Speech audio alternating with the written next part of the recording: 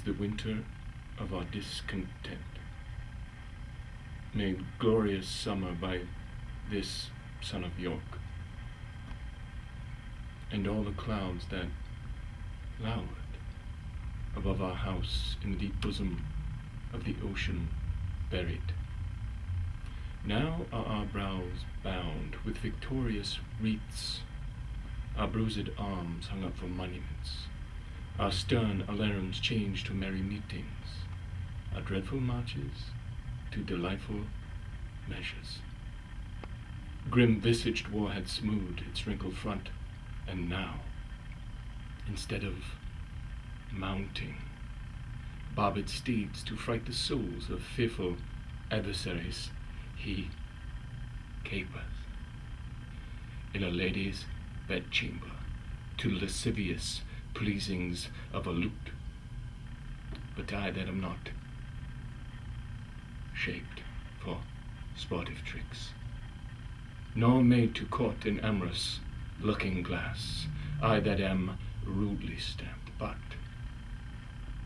want love's majesty to strut before a wanton ambling nymph, I that am curtailed of this fair proportion, cheated of feature by dissembling nature, deformed, unfinished, sent before into my time into this breathing world scarce hath made up, and that so lamely and unfashionably that dogs bark at me as I hold by them.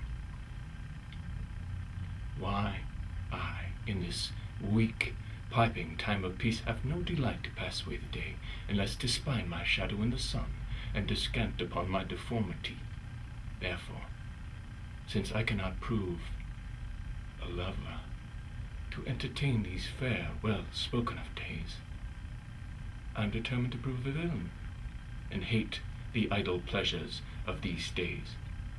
Plots have I laid, inductions dangerous, through drunken prophecies, libels, and dreams. I'll set my brothers Clarence and the king in deadly hate, the one against the other. But if King Edward be as true and just as I am subtle, false, and treacherous, this day should Clarence be closely mewed up about a prophecy that says that G of King Edward's heirs shall the murderer be. Dive thoughts down my soul. Here Anne comes.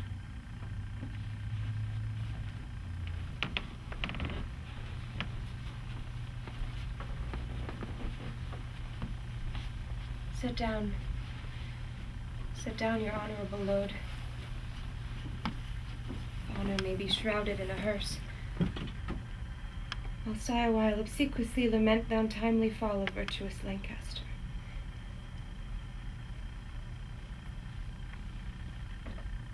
For, key cold figure of a holy king, pale ashes of the house of Lancaster, thou bloodless remnant of that royal blood, be it lawful that I invocate thy ghost to hear the lamentations of poor Anne, wife to thy Edward, to thy slaughtered son, stabbed by the self-same hand that made these wounds. Lo, in these windows that let forth thy life, I pour the helpless balm of my poor eyes.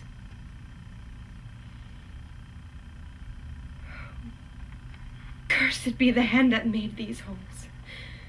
Cursed the heart that had the heart to do it.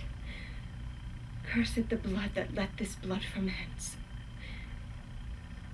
More direful hath betide that hated wretch that makes us wretched by the death of thee, than I can wish to adders, spiders, toads, or any creeping venomed thing that lives. If ever he have child, abortive be it, prodigious and untimely brought to light, whose ugly and unnatural aspect frights the hopeful mother at the view, and that be heir to his unhappiness. If ever he have wife, let her be made more miserable by the death of him than I am made by my young lord and thee.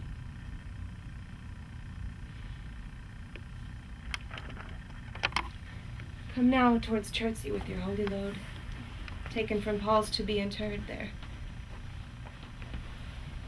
Stay you that bear the corse, and set it down. What black magician conjures up this fiend to stop devoted charitable deeds? Villains, set down the corse, or by St. Paul, I'll make a corse of him who disobeys. My lord, stand back and let the coffin pass. Unbanded dog, stand there while I command. Advance thy halberd higher than my breast, or by St. Paul, I'll strike thee to my foot, and spurn thee, beggar, for thy boldness. What, do you tremble? Are you all afraid? Alas, I blame you not, for you are mortal, and mortal eyes cannot endure the devil. Avaunt, thou dreadful minister of hell! Thou hadst but power over his mortal body, his soul thou canst not have, thou be gone. Sweet saint, for charity, be not so curse. Thou devil, for God's sake, hence and trouble us not, for thou hast made the happy earth thy hell, filled it with cursing cries and deep exclaims. If thou delight to view thy heinous deeds, behold this pattern of thy butcheries. Oh, gentlemen, see, see, dead Henry's wounds open their congealed mouths and bleed afresh. Blush, blush, thou lump of foul deformity, for 'tis thy presence that exhales this blood from cold and empty veins where no blood dwells. Thy deed, inhuman and unnatural, provoke this deluge most unnatural. O God, which this blood makes, revenge his death. O earth, which this blood drinks, revenge his death. Either heaven with lightning strike the murderer dead, or earth gape open wide and eat him quick, as thou dost swallow up this good king's blood, which his hell-governed arm hath butchered. Lady, you know no rules of charity, which renders good for bad, blessings for curses.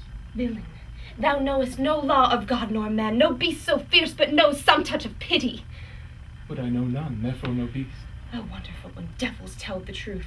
More wonderful when angels are so angry.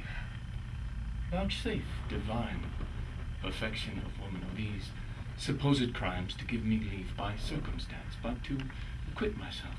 Vouchsafe diffused infection of a man of these known evils, but to give me leave by circumstance to accuse thy cursed self.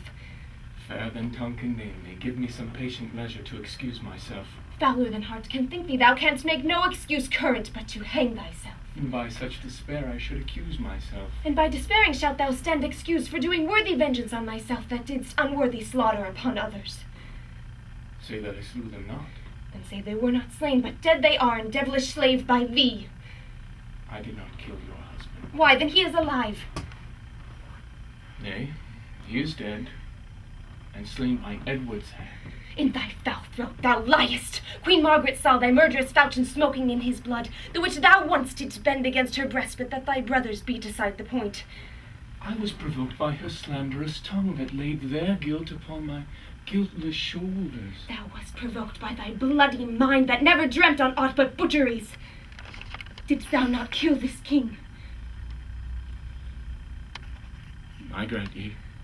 Dost grant me, hedgehog? Then God grant me too, thou mayest be damned for that wicked deed. He was gentle, mild, and virtuous. The better for the kingdom of heaven that hath him. He is in heaven where thou shalt never come. Let him thank me that hope to send him thither, for he was fitter than that place than earth. And thou unfit for any place but hell. Yes, one other place, if you'll hear me name it. Some dungeon. No, thy bedchamber. Ill rest betide the chamber where thou liest. I know so. Ah! But gentle, Lady Anne.